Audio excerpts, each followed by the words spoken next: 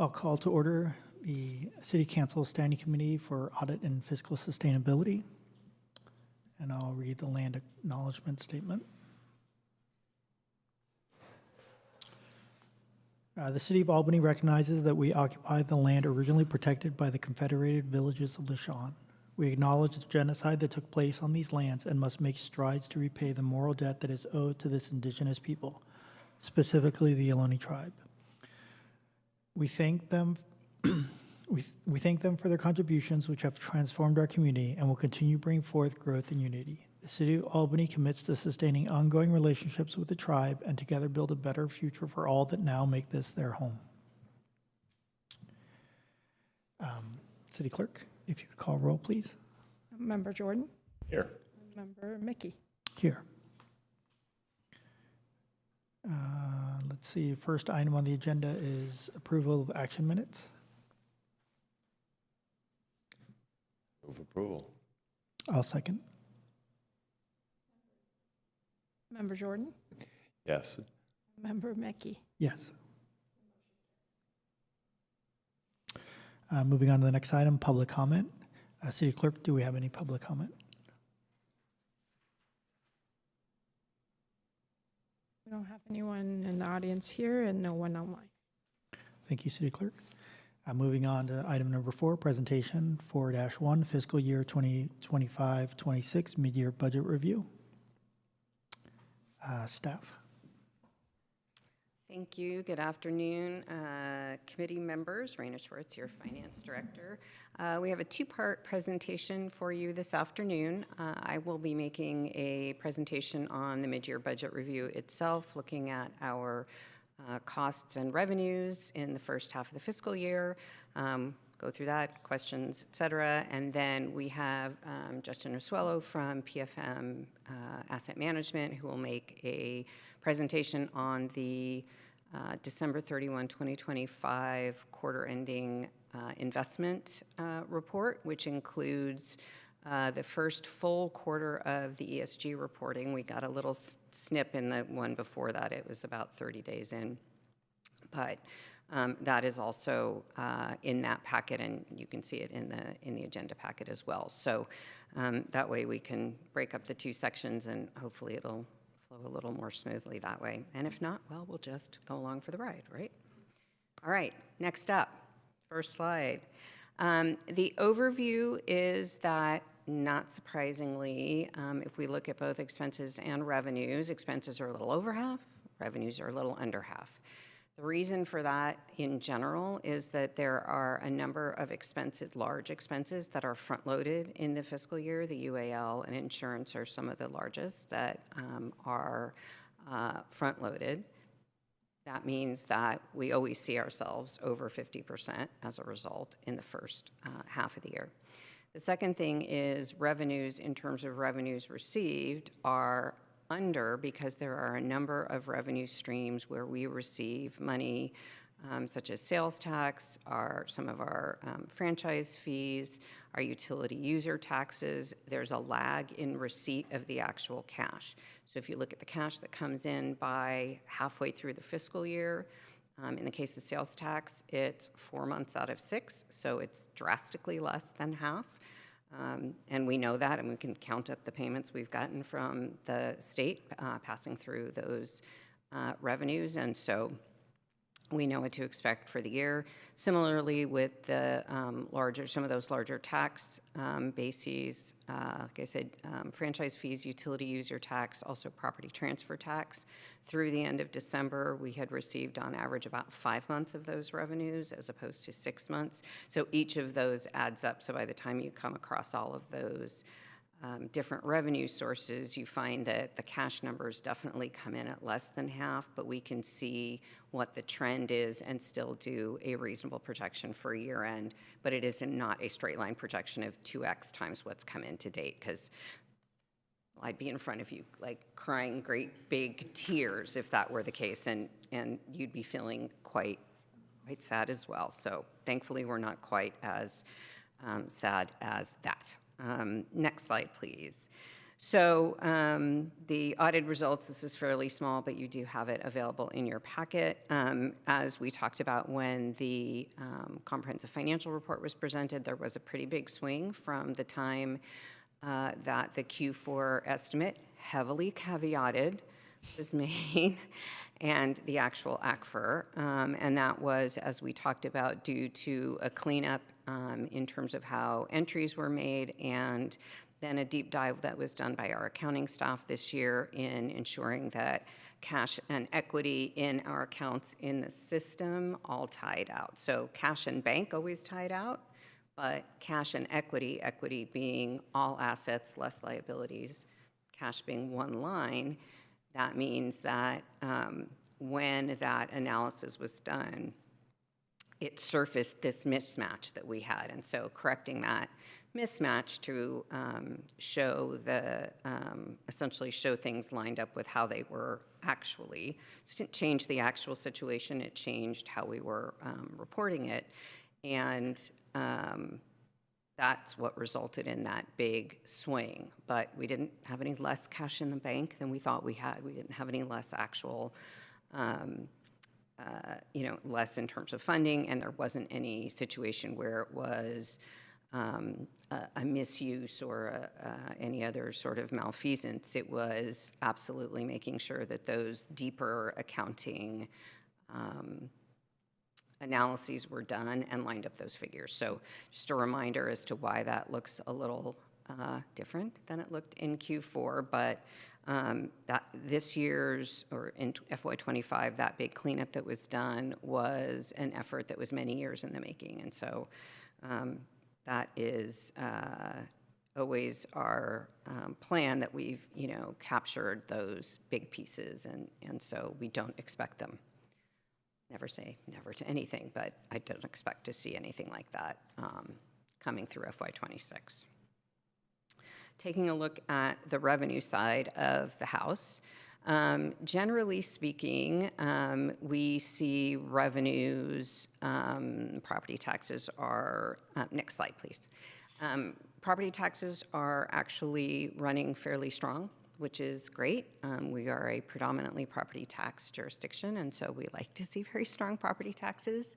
That ultimately over time is subject to the overall economy, but what we see from the assessor's office and what they're projecting for us is that we will come in slightly over budget on property taxes. Unfortunately, the flip side is true on the sales tax numbers, even taking into account that we haven't received all the cash. When we project it out based on what we actually think we will be receiving, sales tax revenues are just soft. They're soft everywhere. They're particularly soft for us. We don't have a particularly diverse or large base for sales tax revenues. So we just don't have a lot of strong growth, and we can expect to see sort of mediocre performance at best in the sales tax arena. So we will likely come in somewhat under budget on sales tax.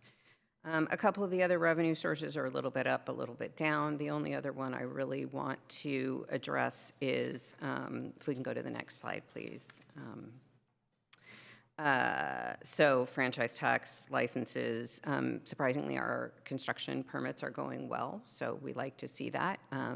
We've been waiting to see whether that's going to slow down at some point with any economic slowdown, but we haven't seen that. Those numbers still look very good.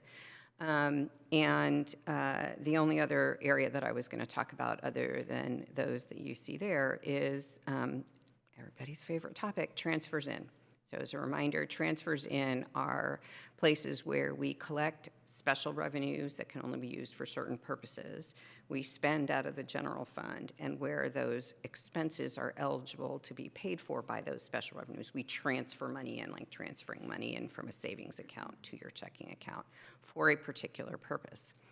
The way that the budget for transfers in is created at the beginning of the year is Public Works looks primarily Public Works. There are a few other large ones that aren't Public Works, but those are very stable. Public Works looks at their projects, they look at the cost they believe they will have for that work, and a certain percentage of it is eligible to be reimbursed by special revenues. To the extent that Public Works has savings or they don't get as far in projects, those transfers don't materialize because they're set essentially to cover a certain percentage of those costs. So what we typically see is transfers. We think they'll come in a little bit low, but you also see savings on the Public Works side. They sort of ride up and down together.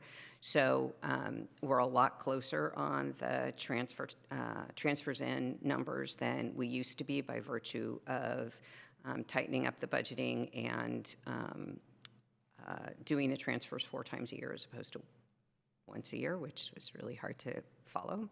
So, but what you do see is, yeah, it looks like Public Works will end up with lower than anticipated expenses. That does also mean that we will have lower than anticipated transfers in. So you can kind of match those in your mind when you're taking a look at those numbers and wondering why that transfers in number seems to be persistently below.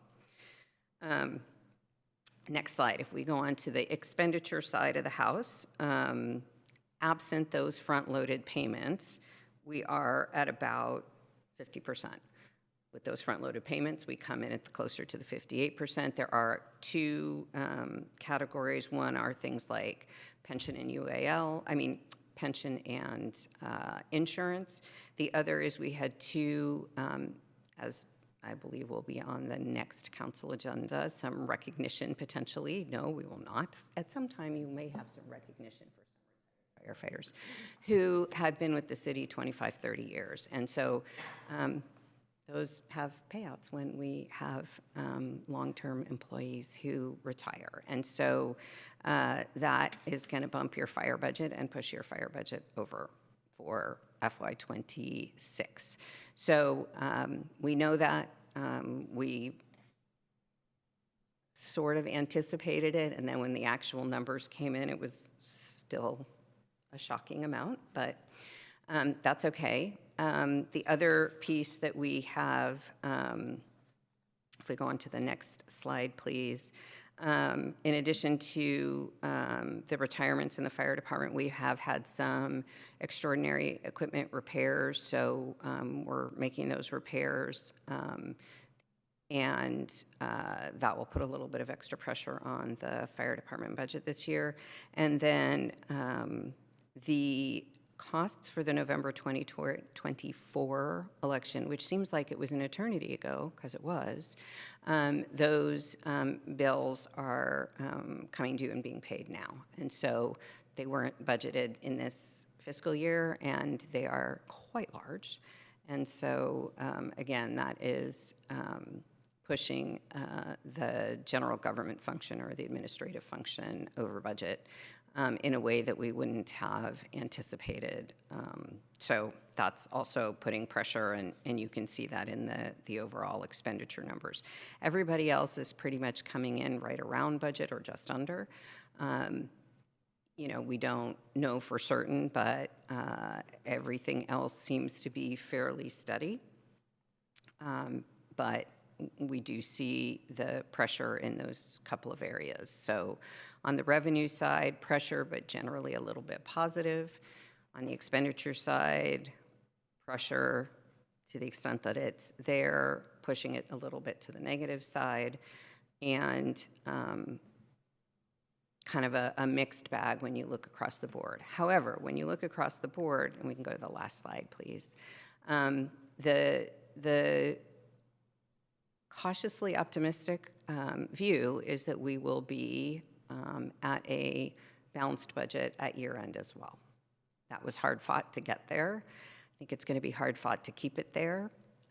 We'll know more again in another quarter or so as we get closer to the end of the fiscal year. There are no adjustments recommended at this point. As we get closer to the end of the fiscal year, it may be that we want to make a few adjustments, and we'll come with those recommendations if we do feel we need to adjust the budget to better align it before the end of the fiscal year. That's not something we've done a lot of in the past, but we certainly can And it may be a good strategy for us just to make sure we kind of end the year a little more aligned, because there are just a very few kind of concrete places where we know there's this misalignment, and we know already that we need to be looking for that. You know, I'm going to say this, cautious. I urge caution in the thought process. And as we look toward FY27, you will remember that when we adopted the FY27 budget, it was not balanced. And we said we were going to wait and see how well we did with our first balanced budget in FY26. And I think we do have a significant challenge, but we have already started working on looking at the FY27 budget, and we will tighten up all those budget projections, and that will come back in May and June of this year. Again, not a big budget refresh, but just an update to FY27 based on everything we've learned this fiscal year, to the extent that it's needed, to bring forward FY27 and any adjustments that are required for that. So with that, I do not have any other comments, but we are happy to answer any questions. Thank you so much. Always a pleasure. Yeah, so many improvements have been made over the years, so I really appreciate the finance department for all the work that has been done. Yeah. On permit fee revenue, my sense is, but I want to ask if this is correct or not, is that it's sort of like transfers in, and that it's a fee, and so it's paying for building construction document review and whatnot, so that as that revenue goes up, and the community development department's expenses would essentially go up. Now, I'm not saying they're an exact equal match, but is that a right impression on my part, or am I off? It's a little bit of both. So some of the costs in community development for construction permit-related activity is out-of-pocket consultants, additional plan check, et cetera, et cetera. Those costs will absolutely rise and fall as our revenues do. The other piece is city staffing costs. City staffing costs are fixed across the course of the year. And so when the revenues go up and those costs are fixed, that is a net benefit to the department, to the city. To the extent that has happened when there are recessions, those revenues go down. Typically, those personnel costs are fixed, and there's a mismatch in the other direction. So there is a bit of rise and fall together associated with out-of-pocket, and a more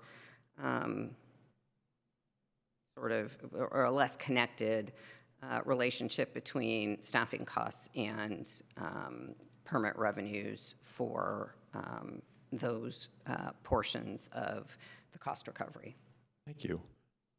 So does that apply to transfers in as well? Is there some portion of it that is non-fixed because it's paying for outside contractors, and there's some portion that's more fixed because it's going to defray personnel staff costs, internal staff costs?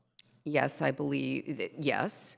And there's a higher proportion, I think, well, there's a fairly high proportion in both that are for outside costs. So there is some rise and fall on that as well, but the bulk of our staff costs are for sort of day-to-day operations, not all of which will be eligible to be offset by special revenues. Yeah. I guess at some point in time, if there's ever a way to give me sort of a qualitative feel, or is it sort of 50-50, is it 60-40, whatever, 3/4, 1/4, that would help me better understand when I see this revenue category go up or down, what's the implication of that on the expense side, so I can sort of better understand those matches and mismatches. Yeah, and then on property tax, I think I understand that, but I'm going to ask because there's a lot of taxes on the property tax bill. Most of them are not this revenue, to my knowledge. because they're special taxes. And so I don't know if you could relay what items on the property tax bill are represented by the column or by the revenue that's general revenue. So the property tax line item is basically just secured and unsecured base levy. Okay, so it's the 1%. It's the 1%. It Are is, part of the 1%. yeah, which is a surprisingly complex calculation. It's not anything like just multiplying by 1%. I tried that and had to have 4 conversations with the auditor controller about how that really works. But yeah, it's essentially the 1%. Our portion of the 1% levy is what shows up in that property tax line. That's the top line in the big table with the revenues. All of the other property tax related items are either property transfer tax, which is under franchise and other taxes, or they're entirely in the special revenues category. So fire, EMS, storm, street, library, blah, blah, blah. All that is, those don't flow into the general fund directly, and this is general fund property taxes. So it is just our component of the base property tax. So that the property tax revenue goes up, I think, solely as a result of the increase in assessed value that's allowed under Proposition 13 if that's the ceiling, which is 2% per year. Or and turnover. also for turnover. So those are the 2 components. Yes. In a year when property values are going up more than 2%, if our revenue goes up more than 2%, it's because of turnover, because the reassessment is capped at 2%. Okay. Or improvements, any, Right. Right. but that would change assessed value. So anything that changes assessed value is a driver of those increases. So the anything that's driving that assessed value number up, because the estimates that we get are from the assessor's office, right? So when the assessor says, we think your property taxes are going to come in here based on what the roll looks like, that's what's reflected in that number that's a 400,000 or something above budget. And I guess kind of like the previous question, do you have any sense how much of it is turnover, properties that are being sold and bought and therefore they're being reassessed to the sale price, and how much of it is due to investment in properties in the sense of adding a second story and things like that? I would want to look into that more, but I will say that I don't, based on and again, I'd have to look at the distribution of it, based on the performance of the property transfer tax revenues to date, I would suggest that it would suggest to me that the increases in the property tax revenues based on assessed value are more driven by investments in property, so improvements in property, or turnover at the lower price points, because the property transfer tax numbers are not growing at all substantially better than they did in the prior year, once we take out the unusual property transfers associated with Belmont Village. But when we take, look at kind of our base property transfer tax, it's growing about where we would expect it to be, and overall property tax revenues are growing a bit higher. So it's other pieces that are likely pushing that a little bit ahead of. It also is in part the assessor provides us with 2 estimates each year, minimum, of assessed valuation. The first is in April, which is what we use for the budget process.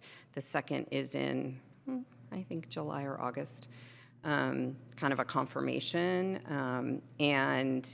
We did see a bigger than expected, we saw a jump up in the assessed value anticipated by the assessor, which can have to do with appeals or other things deep in the belly of the assessor's office in terms of how they make those judgments about assessed value.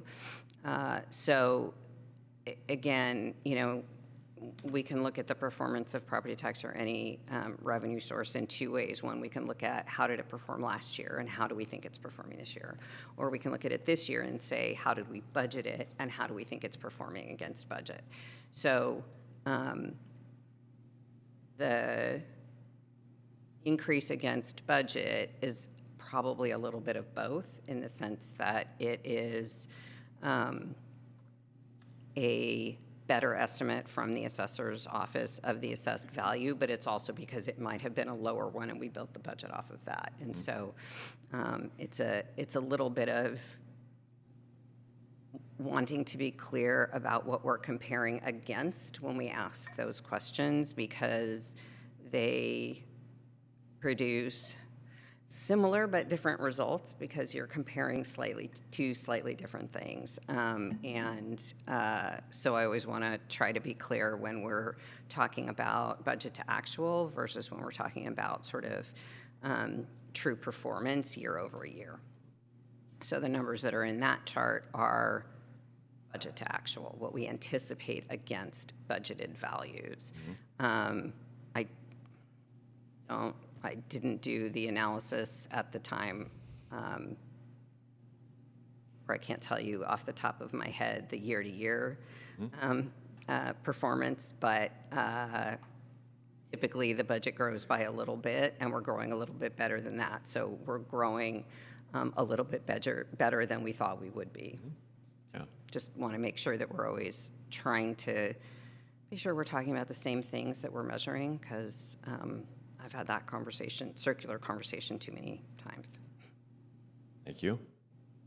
You mentioned that when staff retire, there's payment of value against accrued leave. Does the city do PTO, or does it do sick and vacation accrued separately?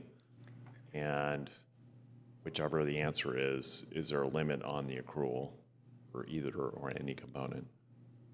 So sick leave and vacation are handled separately.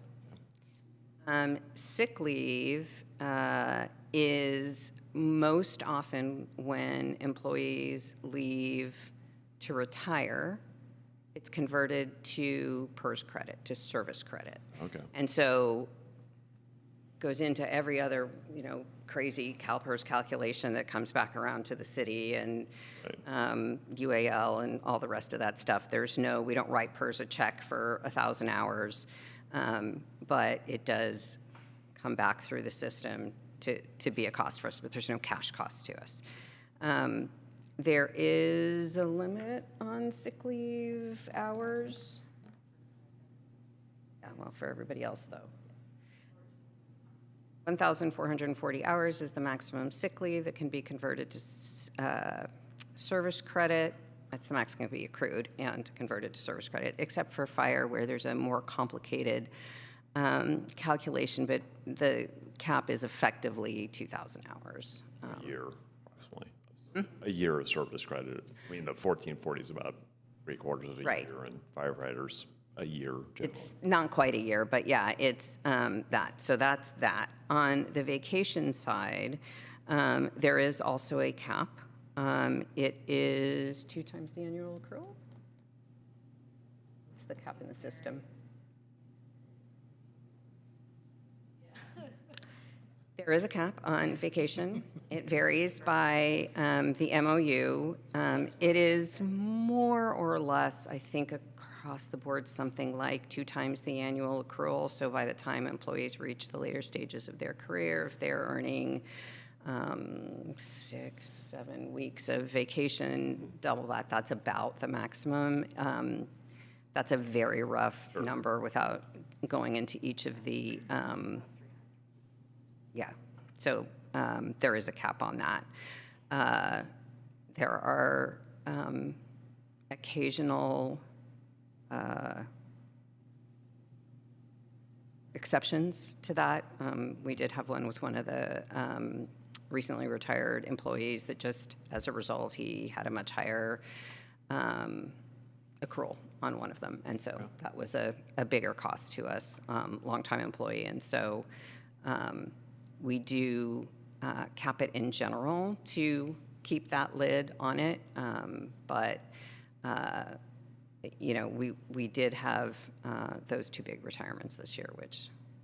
I'm gathering, in general, that is I sometimes see in annual statements, an extraordinary expense that likely is not going to occur at that magnitude over and over again. Right. We will see, I mean, as we have continued retirements, and we are seeing in Nicole's management team, a lot of older folks who, I'll be cheap when I retire though, because I wouldn't have been here that long, so it's okay.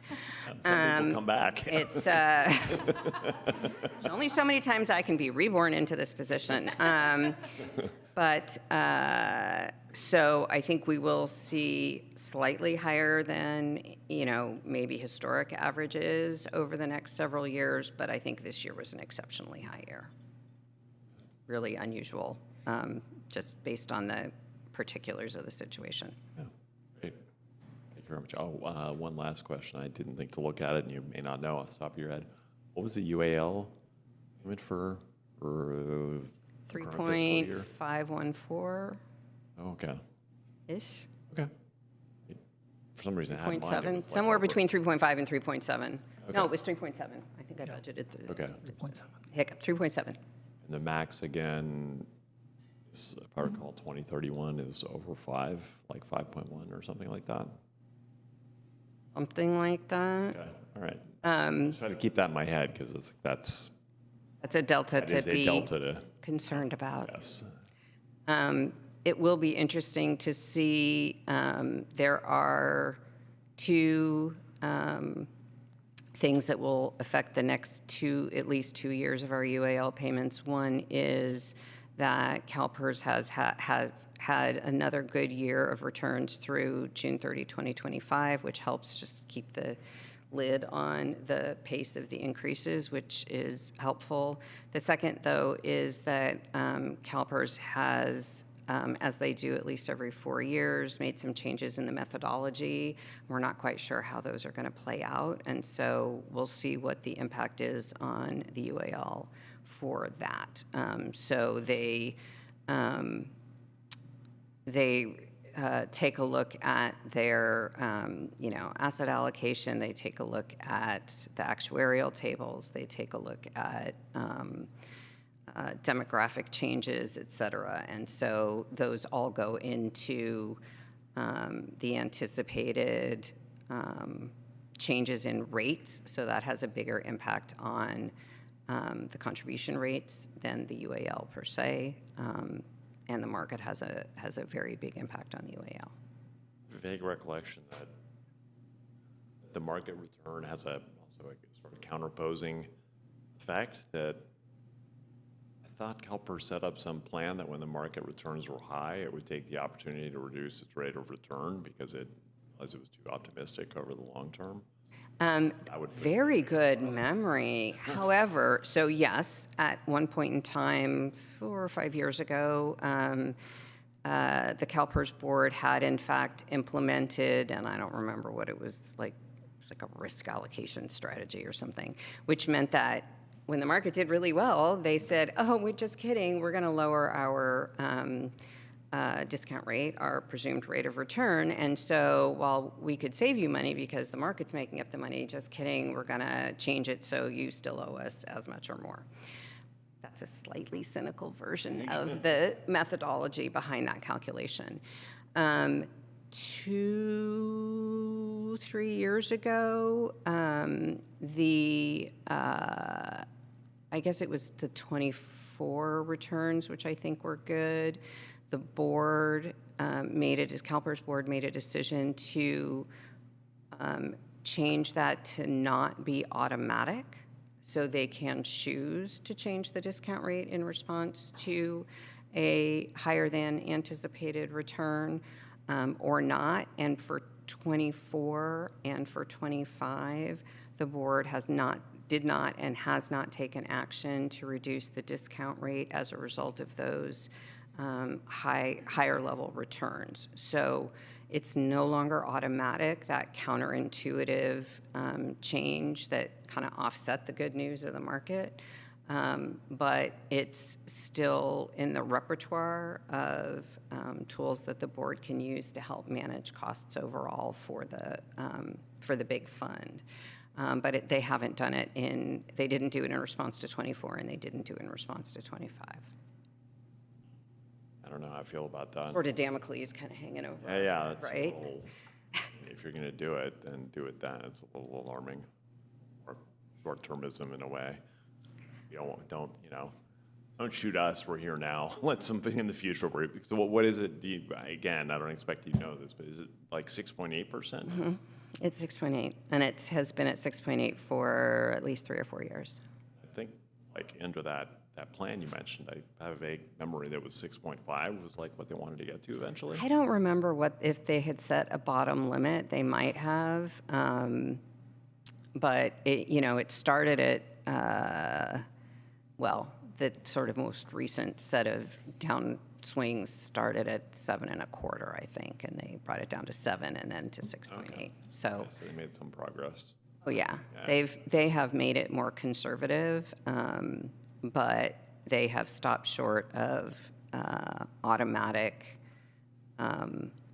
changes that would take effect regardless of whether the board took action or not.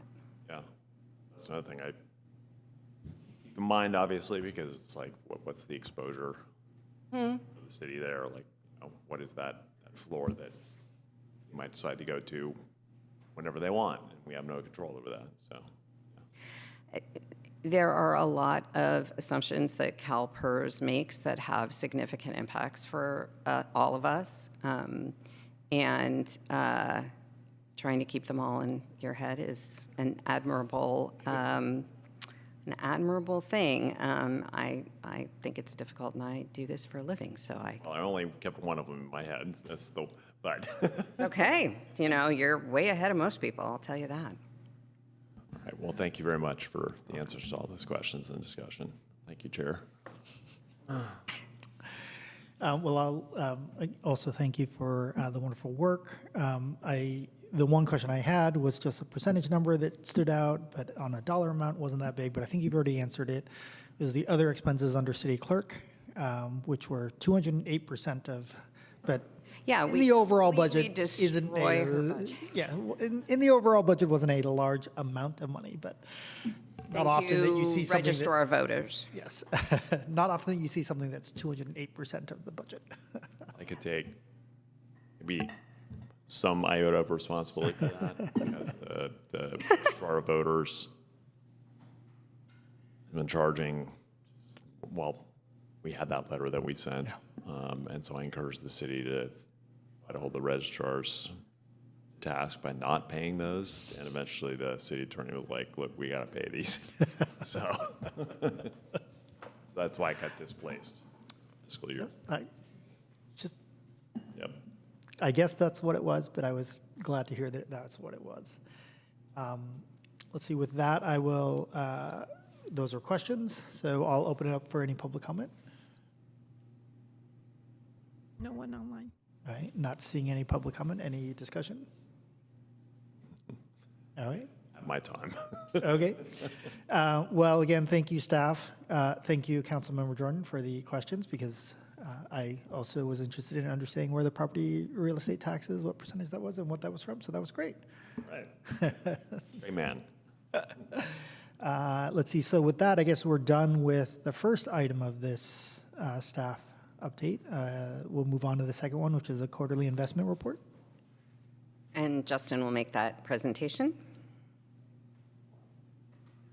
All right. Well, It's good to see you all, and forgive me, my iPad just exploded while we were all discussing, so I'm on my work phone now.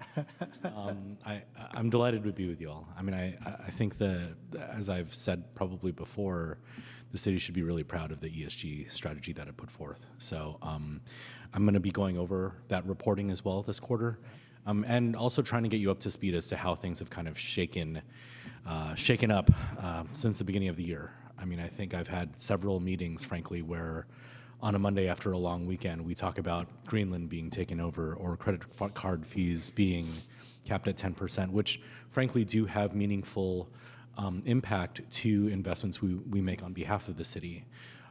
So there are quite a few things that I do want to go over.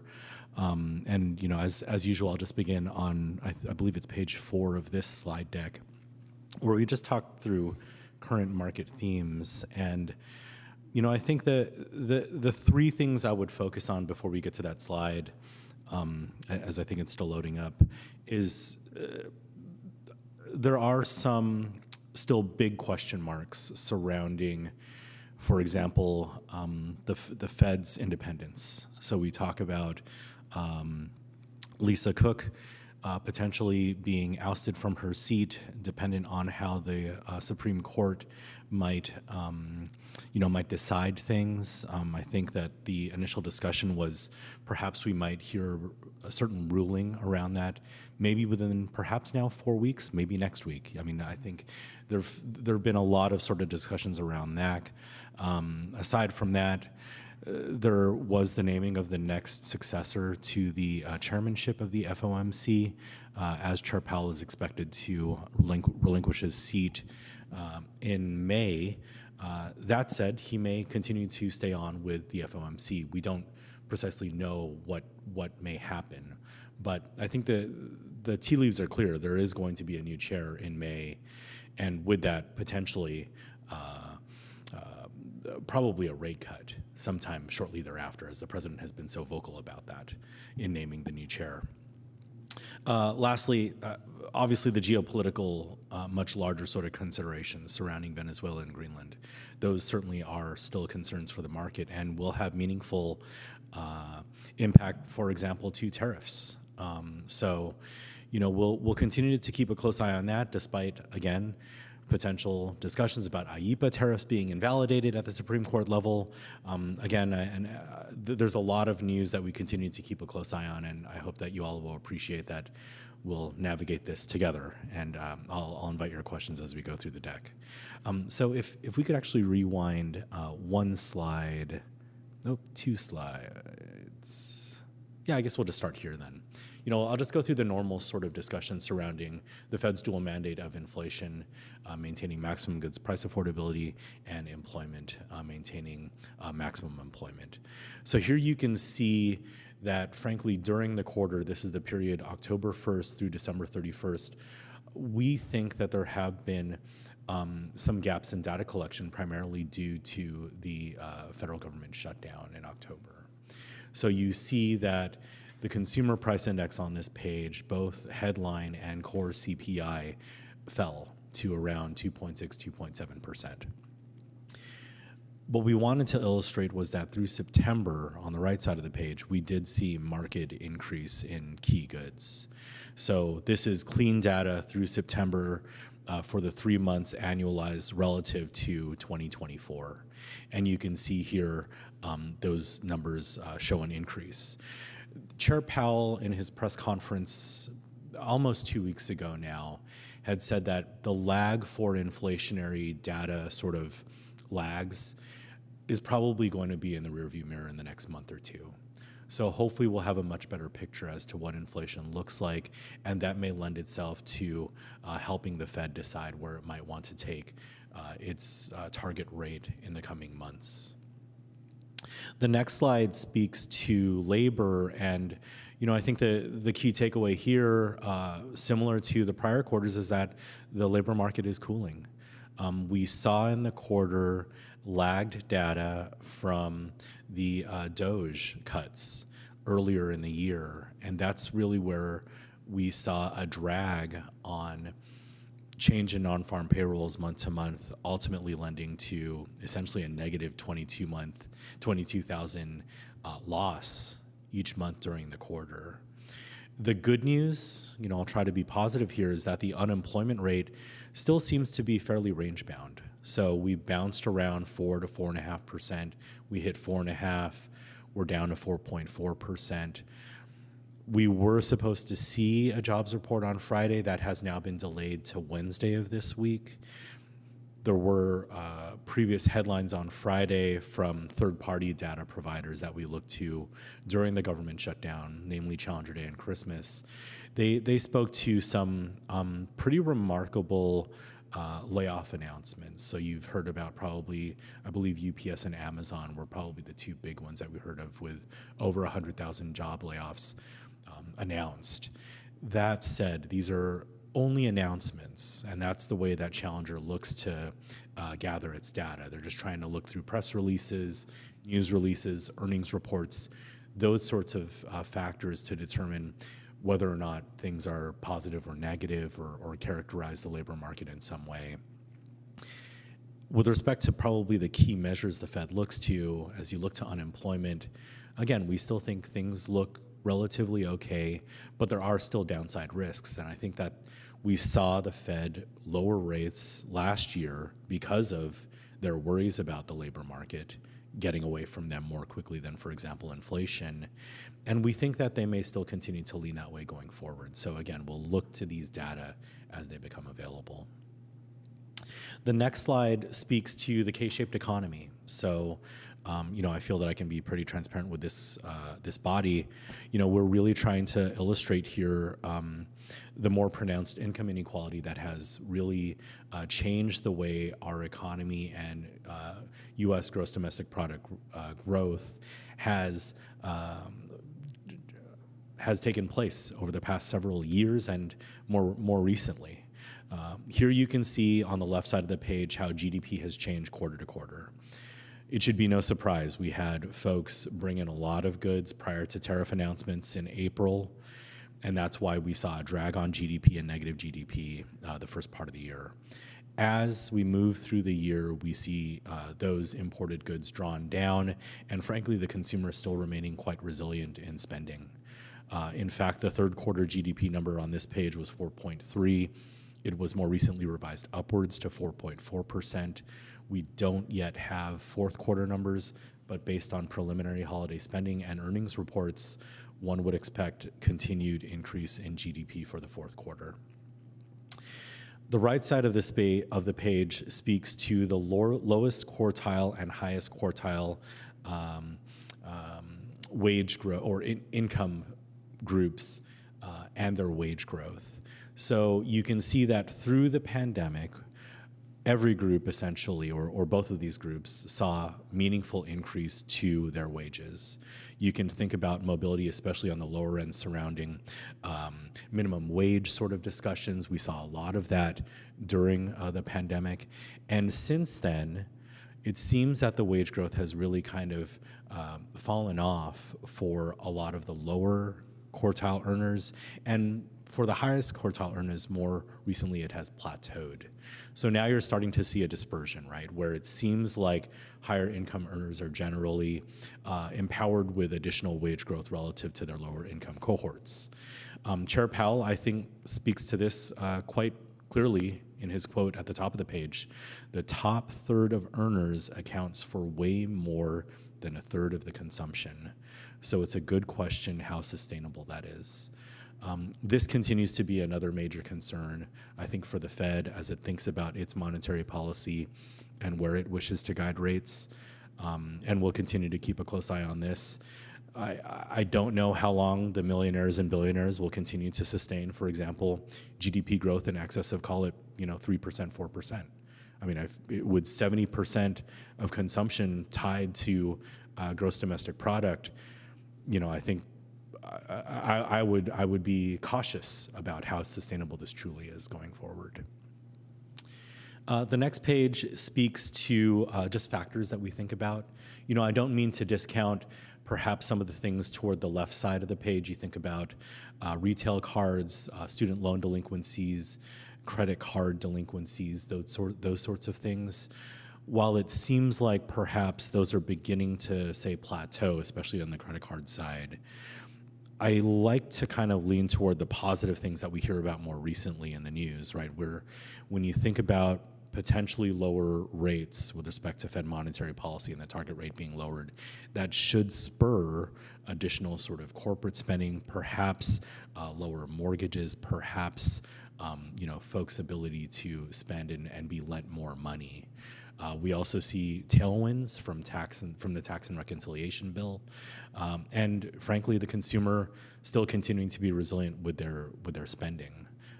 And I mentioned earlier, corporate fundamentals still showing that as well. So, I think this page is a key one as we think about a lot of the things that lend themselves to how the Fed thinks about rates. But, again, a lot of TBD. I think it's still a very delicate situation as the Fed thinks about how it wants to move. The next page speaks to the summary of economic projections. This is key information the Fed releases every quarter. The one notable item I would probably point out here is the Fed's general expectation that the U.S. economy will continue to grow. So despite essentially stable unemployment, despite probably higher inflation than that 2% target they've spoken about for, it seems like, forever, the Fed is still expecting the U.S. Economy to grow by 2.3% at year end, which is up nearly half a percentage point from when we last spoke or when we last saw this data in September. And that's all despite rates essentially remaining the same, right? You're seeing a 3.4% target rate perhaps by the end of the quarter or by the end of the year. That would indicate only one rate cut. So we'll continue to keep an eye on this as usual. But if the consumer continues to be resilient, perhaps we'll hit that GDP number the Fed is anticipating. The next page speaks to the dot plot. I think the key takeaway here is the diversity of opinions surrounding rate easing or maintaining rates at their current levels is widening, is very wide. You see 2025, most Fed officials were set on maintaining rates at year end. As you look now to 2026, the dispersion is quite wide among the dots. Certainly, Stephen Mirren has been overly pronounced as to what his expectation is with his one lonely dot at the bottom of the chart near 2%. But even going forward, you look and you see still a very wide range of expectations, perhaps as to where the Fed's Q rate might go. Most market participants at this point in time actually expect 2 rate cuts by year end, including U.S. bank economists. The expectation would be that we'd probably see the first cut shortly after the new Fed chair joins in June or July. I think that should probably be no surprise to anyone. But before the Fed's press conference last week, the initial expectation was that the second rate cut would be in October, whereas now it's really toward year-end December. That's what the probabilities are currently showing. And if I'm sharing my personal views, I would then expect it'd be very easy for the Fed to push that next cut into the next year. So, again, I think that the Fed continues to be very reliant on the key data that we've talked about. And if perhaps unemployment and inflation continue to be fairly muted, then we may see no additional rate cut until, despite the one that we expect after the new Fed chair is announced or takes the seat. So the next slide speaks to the 2-year Treasury, and I've talked about this repeatedly because the city and most California agencies have how do you call this? A duration on their portfolios of approximately 2 years. I believe the city's is about 2.04, 2.03 years. You might recall from prior slides, this chart was generally downward trending, and we're now hitting a point where we think the 2-year might be stabilizing. And you can see that essentially in this chart. In our view, it's generally flat despite having some moves due to the news that we point out on the page. On the next slide, I'll speak to the yield curve, and you can see that we saw front-end Treasury yields move lower on the next slide. And what that really points to, and the thing that I should point out as key here for the city, is as it thinks about its liquidity strategy, if there is one more rate cut, we should expect to see that 363 3-month. As of this afternoon, it was 369. With a 25 basis point rate cut, it should be at or below the 2-year level. So, the timing, I think, is still very ripe for the city to continue moving assets potentially into the managed strategy if liquidity or excess liquidity presents itself. That said, we hear a lot about longer term sort of questions about the sustainability of the U.S. economy. We've talked about Fed independence at the beginning of our conversation.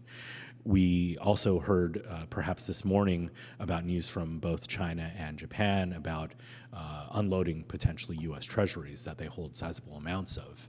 So, there is still a bit of a twist in that the long end of the yield curve is potentially still rising. And we think that caution might still present itself going forward. With respect to the city's investments, however, certainly you all are essentially 5 years in with a 2-year duration.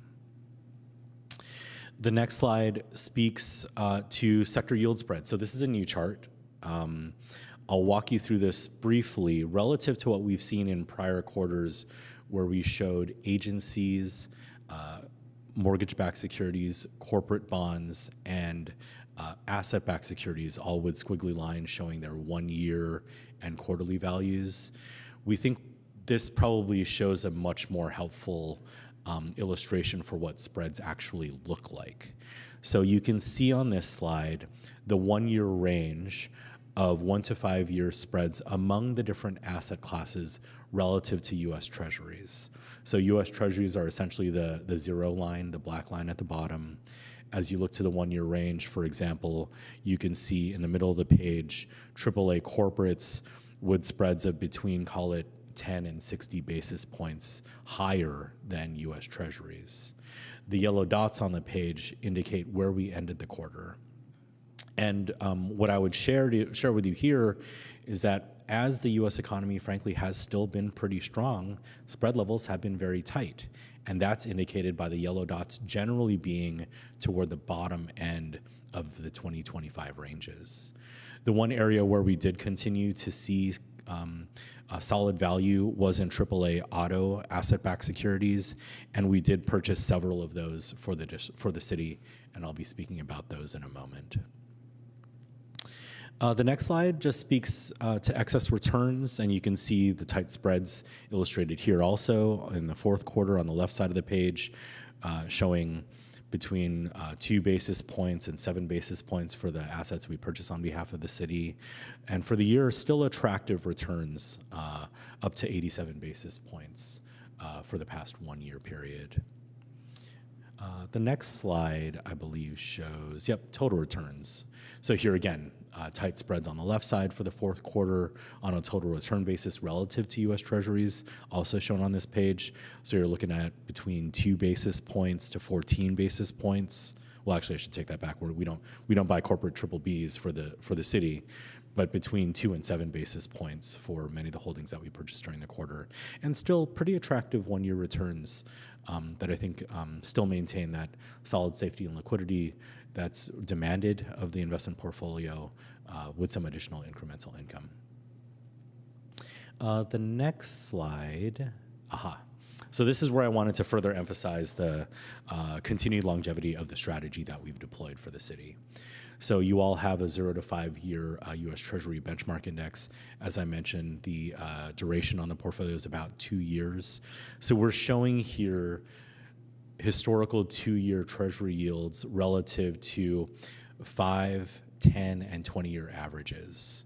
Current levels, and as of this afternoon, 3.485, so 1 basis point higher than what you see on this page, still outpaces the 5, 10, and 20-year averages. So, again, as you think about the appropriateness of the strategy and what we're doing for the city's corpus, I think you should all take comfort in knowing that we're still well above these long-run averages. With that, I think that wraps up my remarks on the economy and markets. Are there questions before I dive into the portfolio? I found the private inventory on that plus minus bar chart quite interesting. What is your organization's thinking on whether the tariffs, because there was so much front-loaded inventory to get ahead of the tariffs, you don't really know what happened in Q4 fully yet. What is your company's thinking on whether the tariffs have actually hit consumers yet? Seen, how solid is that consumption, or is it just about to blow up? That is an excellent question, and I wish we had the data for that. I think that's a question that has been asked, and whether or not consumption has been impacted by tariffs, we don't fully know yet because we don't have the data. I was just pulling it up earlier in anticipation of your question. So the Yale Budget Lab, I think I brought this up during our last meetings, puts together the effective tariff rate data, what that really kind of looks like. As of their most recent report in November, the effective tariff rate is around 17%. If the IEEPA tariffs are invalidated pre-substitution, assuming that consumers aren't substituting goods yet, tariff levels would be around still 9%. Is 9% or even 16% really going to affect folks yet? So far, I would say maybe it doesn't seem like it, but who's to say? I mean, I think there are other factors that really impact a consumer's decision to, for example, buy a car, right? Whether it's EV rebates or interest loans and where they're at, or interest rates and where they're at. Yale Budget Lab said that, at this point, they see impact to GDP of about 0.4% for each percentage point in tariff rate increase. So that would be pretty remarkable. Unemployment rising about 0.6 percentage points by year end if the tariffs continue. So that would indicate maybe an unemployment rate closer to 5%. So, I think we'll have to see. Unfortunately, the data just aren't there from our perspective as to pinpointing how precisely consumer spending, GDP growth might be affected by tariffs. I think I heard, but just to confirm that if the tariffs of the last year used an acronym for that, but if the Supreme Court found that those were invalidated, then the basket of consumption would be at about 9% overall equivalent tariff, and so you're indicating what has happened over the last year is about an 8%. Could translate into about an 8% increase on prices for consumers. Yeah, you said I think 17%, 9% were the numbers. Uh-huh. And so if the Supreme Court invalidates, it would go 17% to 9%. That'd be an 8% swing. Okay. I mean, because that's then how sensitive are consumers to 8%? I guess is the question. Yeah. Okay. Thank you. Yeah, no problem. No questions. Okay. All right. Thank you for the questions. So now I'll just turn to the portfolio itself, and I think that we'll go through just some of the key data that really speak to the portfolio performance as well as the size and some of the transactions we had in the quarter. So if we fast forward, I want to say maybe 6 or 7 slides.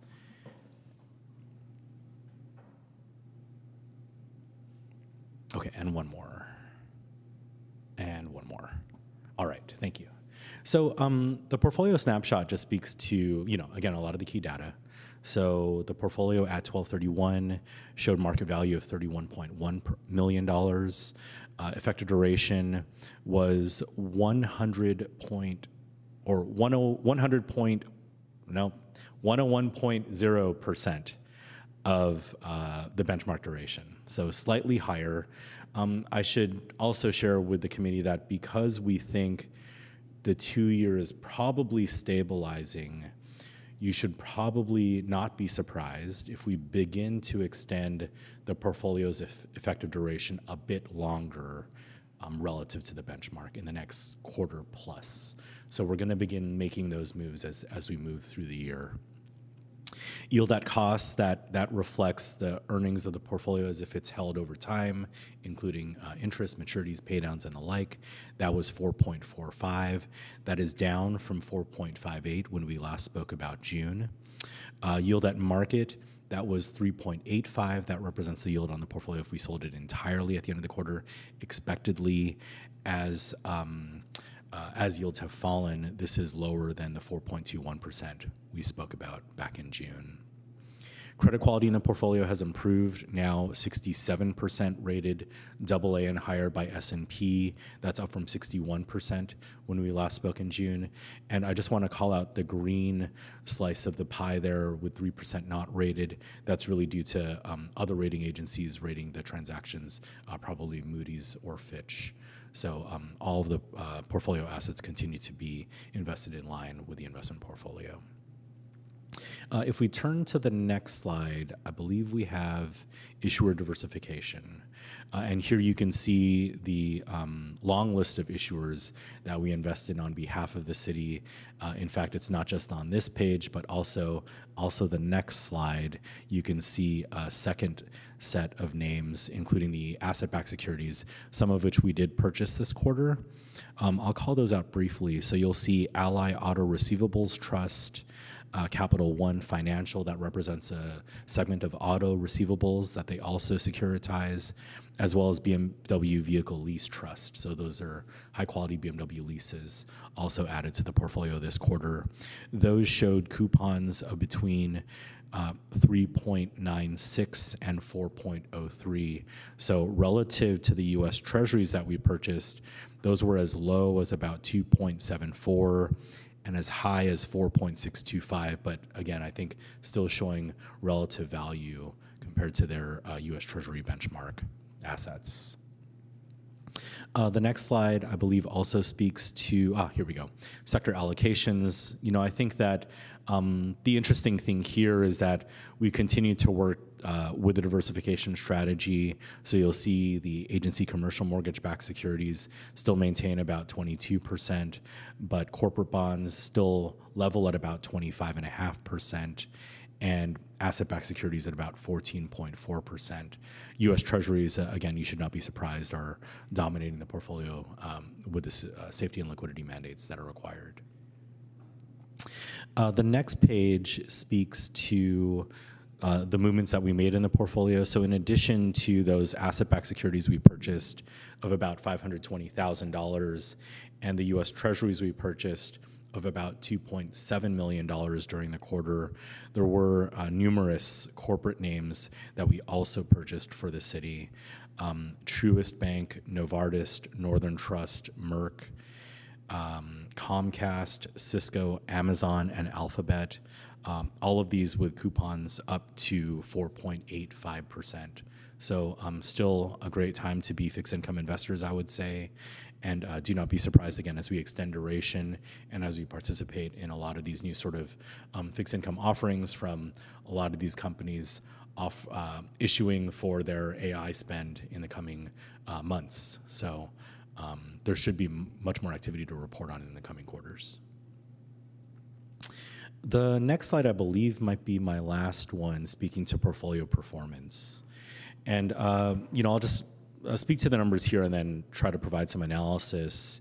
You can see interest earned of nearly $310,000 during the 3-month period, a change in market value of $81,500 during the quarter, and total dollars returned of $391,000.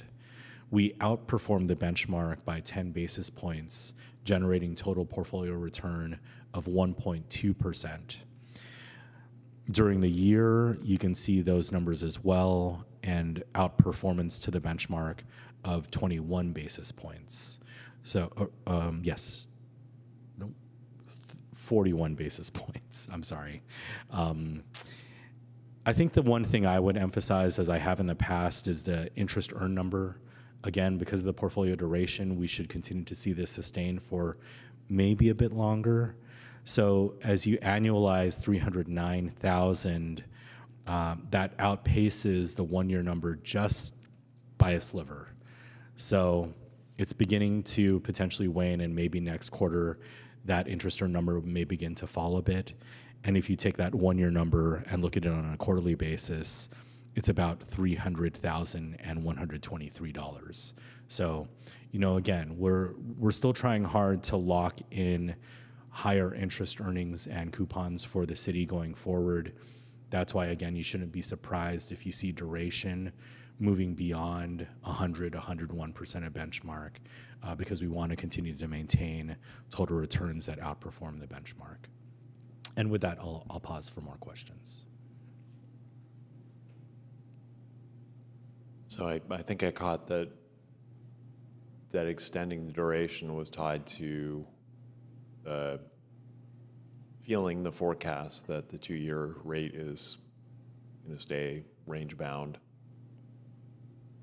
And so, just so I understand, so if the projection was for the 2-year rate to go down, then what would that mean for your duration, generally for your duration strategy? Be the same, or I don't know. I'm just trying to understand how these relate to each other. If the 2-year came down markedly, if you were forecasting it would come down, Yeah, I think we would maintain the strategy as it is now in being as close as we could be to the benchmark. And the reason we've maintained that over the past, call it, year plus, nearly 2 years, is because we wanted to maintain a neutral stance to the benchmark because of potential volatility in yields.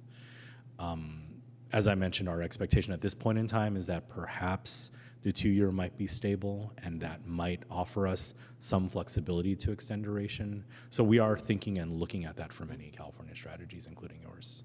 When you have an expectation of stability, what's the time length you're thinking of, like for the quarter or for 6 months, or what's?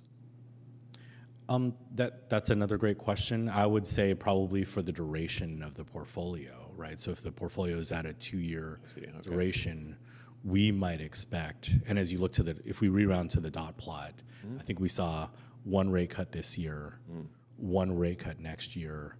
That would essentially normalize the yield curve to bring the 3-month well below, or 25 basis points or so below, the 2-year Treasury yield level. So then that would be a normal yield curve at that point. Yeah, right. And we might still expect the 2-year to still be relatively stable compared to what we had seen in prior periods. Thanks. I don't know how many slides back it is, but there was a slide of total portfolio value with the sectoral. Might have been that one. That one, yeah. So the portfolio value is going up. It's coming down. Is that? That's not representative of returns. Is that representative of money flowing in because you get property taxes from the county, and so the portfolio goes up, and then you spend that on staff and it goes down? Is that what's going on? Or? Essentially, we take in a bunch of revenue between December and April. Everything's great, and so then we try. Although Cassie and I are writing each other notes. Yeah, we got to move some money over. And then we essentially spend it down, and by November we're hysterical and pulling money out to have more liquid assets. And so you see that exactly over the course of time. We move money when we need to, if we need to, from the managed account into the liquidity account we have. We have just come out of the December-January timeframe where we have good revenues, and so we will be moving money back from our bank account into our managed account. But that's exactly what you see, that difference between 33, 33, 30, or 31. That is us pulling money out in advance of the December property tax payments, because we get really skinny on cash flow in November, by November, every year. Yeah. It's just a thing. Yeah, I just want to check my understanding and if it was correct, daylight that, because I can imagine somebody looking at this going, wait, but the portfolio value is going down, so how can you say you're getting great returns? So I just want to get that out there. This is normal cyclicity. And You are absolutely correct, and that is exactly why. Yeah. okay, thanks. And I would just add that with the strategy being 0 to 5, the liquidity is there in the portfolio to offer flexibility for the city when it needs it. And in this case, it certainly was something that was relied on. So it worked great. Right on. Great, thank you. So, forgive me for continuing on, but we now have the new ESG materials that I know you all are excited to hear about.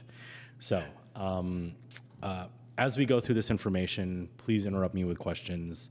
I know this is new information, so I want to try to be as helpful as I can as I go through it all. So, you probably remember, because I know that you all poured through our documents so meticulously, that the ESG risk rating represents the economic value at risk based on ESG factors. Essentially, this is the risk on the portfolio as it's managed, right? So you can see the various categories for risk illustrated by the blue shades on this page.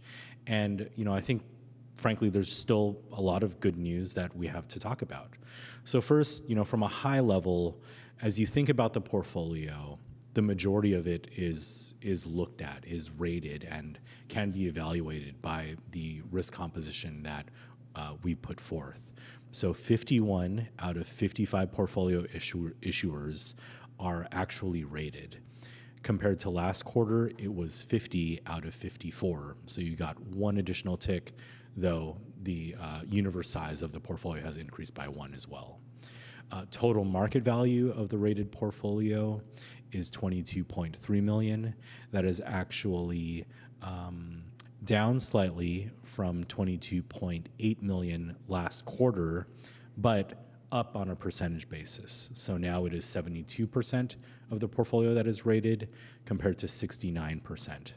So, you might be asking yourself, okay, well, Justin, we asked you to execute on this ESG strategy, but you're not looking at ratings for 28% of the portfolio. That's because this rating only applies to non-treasury instruments. So that 28% that's not rated accounts for the treasuries that we invest in predominantly in the city's portfolio. The ESG risk rating this quarter was 18.5. At the end of last quarter, for that 1 month period point in time measurement, it was 19.1. So it has moved lower on the scale, still clearly in the low ESG risk rating category. The next page speaks to industry diversification. So this tries to identify the ESG risk rating for all of the different industry categories in which we invest the city's assets, as well as the portfolio weight of all of those industry categories. So the portfolio weights are indicated by the black diamonds on the page, whereas the ESG risk rating for each of those categories is indicated by the blue bars. I believe you shouldn't be surprised when you see the portfolio weight for banks very close to 30%. Banks predominantly issue fixed income securities, bank bonds, those sorts of things, and that's why they're such a large portion of the portfolio weighting, because they're such frequent issuers and they account for a large majority of the assets that we invest in. With respect to risk rating, you can see that the highest ESG risk rating on this slide is traders and distributors. That is 24.4, and that is JM Family Enterprises, which is actually an auto parts distributor, primarily a Toyota Auto Parts. So they are on our approved list. They are invested in the city's portfolio. And because they're auto-related, their risk rating is generally higher. The lowest ESG risk rating is technology hardware, and that you'll see on this page is 10.2, nearing the bottom end of the low ESG risk rating, and that is the lowest risk rating is Cisco, very familiar name, networking equipment, headquartered here in the Bay Area. If I could ask, I recall the ESG policy had investing in companies that had in the lower half of risk for each industry, but also that would take time to fully work through the system. So I think you've maybe indicated some of that, meaning strategy wasn't necessarily to sell everything that was in the upper half of risk, like right now. It was to wait for an opportune moment, which might not come, and then it matures. And so I don't know to what extent, where the transition is at in that regard. So for instance, this traders and distributors, I don't know, it's in the better half of risk already, or if that's one that would be looking for an opportunity to transition to something else. And these are complicated questions, so I don't necessarily expect that you would have the answer to all of them right here. But yeah, I would guess, and I can confirm this, but because the this company JM Family Enterprises is, call it between 20 and 25, that would be part of the lower half. But I think your question also was related to certain holdings that we had for the city, and I believe we've already made many of the sorts of sales and purchases. To I think most of those were showing positive return at a point in time when we looked at them. Okay, great. So I think we have correspondence with staff where we've done that already. Okay. So most of the portfolio should be where we want it to be. It's reflecting pretty much full implementation.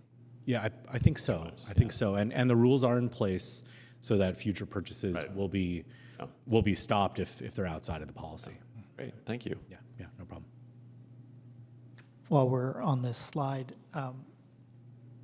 is there a concern that we are so heavily invested in banks that the portfolio percentage is, it's dramatically more than any of the other? Even if you took like the top 5 next, it would be less than 30%. So just. Well, and I just want to clarify, you said 30%, but it looks like it's like 55%. Oh, I'm sorry. I misspoke. Oh, sorry. I understand why. Thank you for pointing out the different scale on the right side of the page. Yeah, right.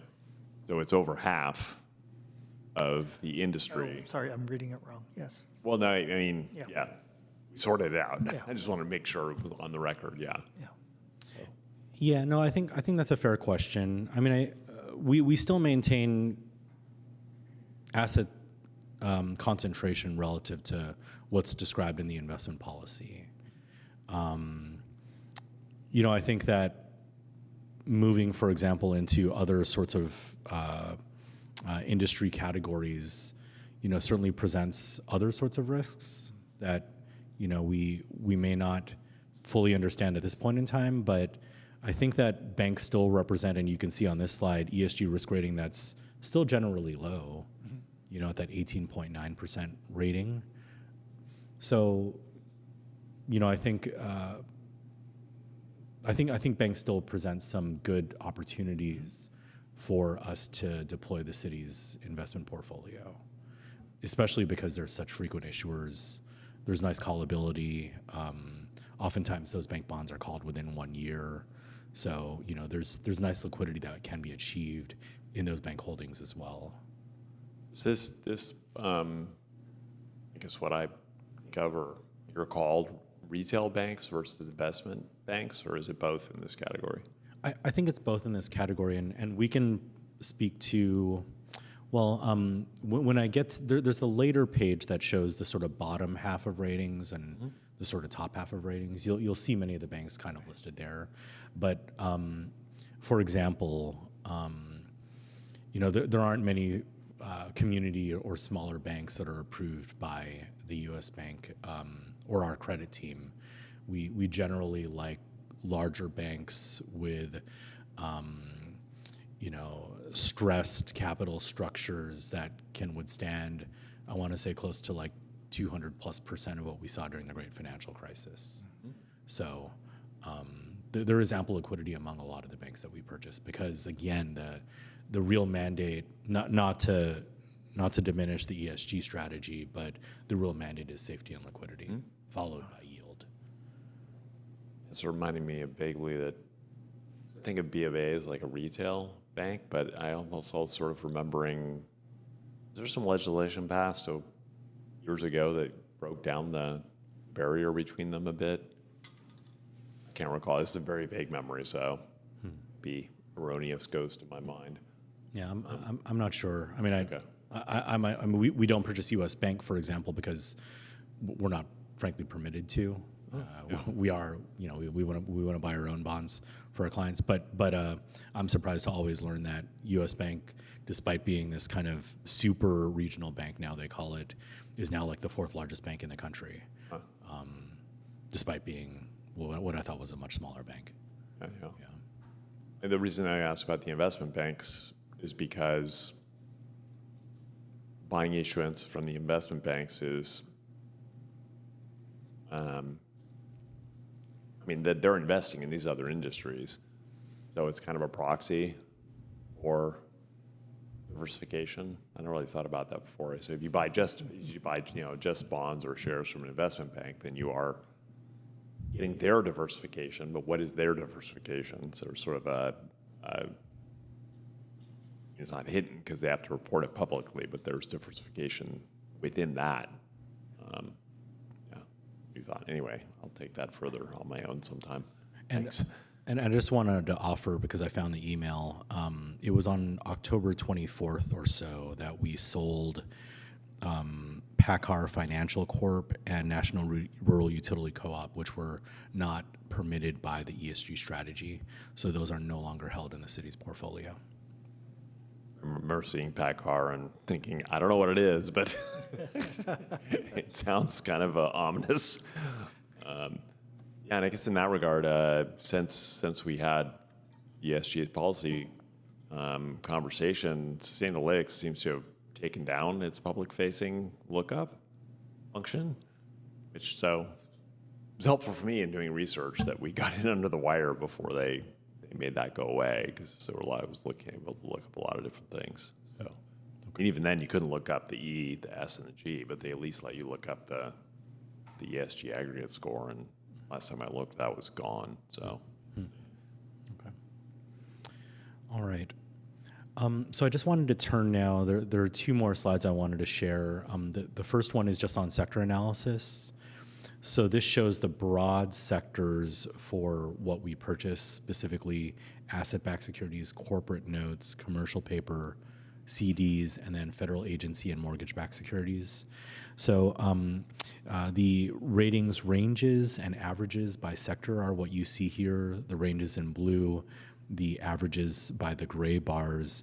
The widest range, unsurprisingly, I hope, is in corporates, just because of the diversification strategy that we deploy on behalf of the city. And the highest average is seen in the asset-backed security sector. That's at nearly 20, so 19.9, and that's really due to the collateralized auto loans that we purchase on behalf of the city. So if I could just ask, so the blue bar is the spread of ratings of holdings within the portfolio, or in each of the asset classes for the city's portfolio. Okay, so it's not the spread scores across the entire asset class, all that are in the market. It's in the portfolio. Oh, right. Yeah. In the portfolio. Yeah. In the portfolio. Thanks. Yep. Okay, and then my final slide would be showing ESG risk ratings relative to fundamental credit rating as assessed by Standard & Poor's. So here you can see approximately 11 million in market value has an ESG risk rating that is low. About 5 million of that is rated by S&P as AA and higher, including the short-term A1, A1 plus ratings. That number gets closer to 7 million. So generally high-quality assets are about 7 million, both in a fundamental rating category by S&P as well as with respect to an ESG risk rating assessment.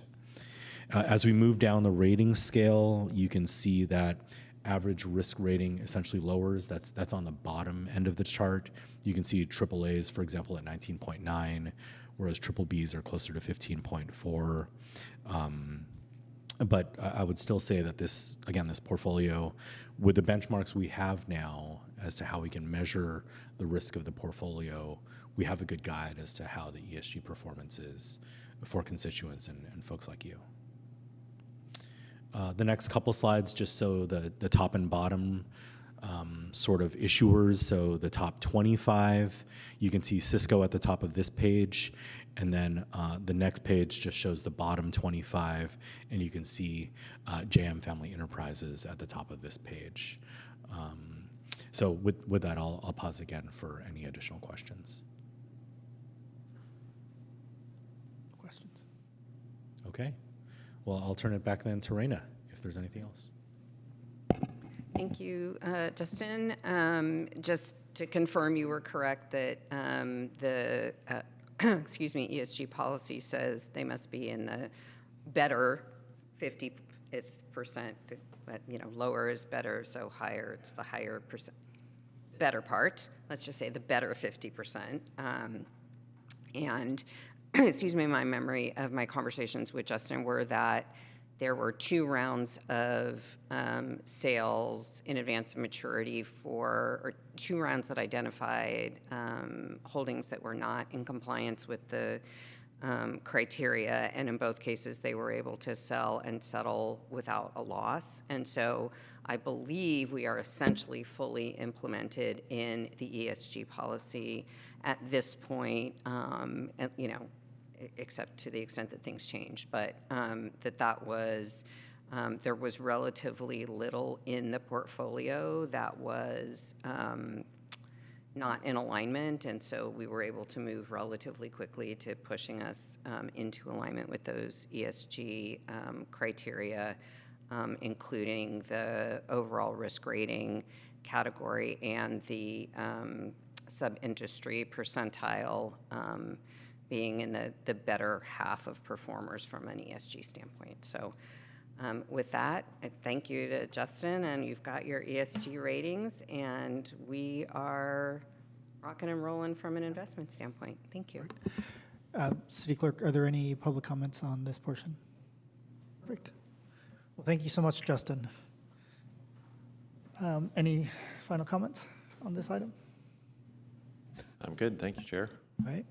I just really want to thank Justin and staff. I think, the ESG was something that we purposely stepped into and took on. And I will be honest, I am extremely thrilled that we, in such a short time, have been able to implement the policy without a loss. Because I did have a fear that there might be either we'd have to hold on to something for a very long time or that we would suffer a loss. And so thank you both to Justin and your firm and to staff for working with us through this process.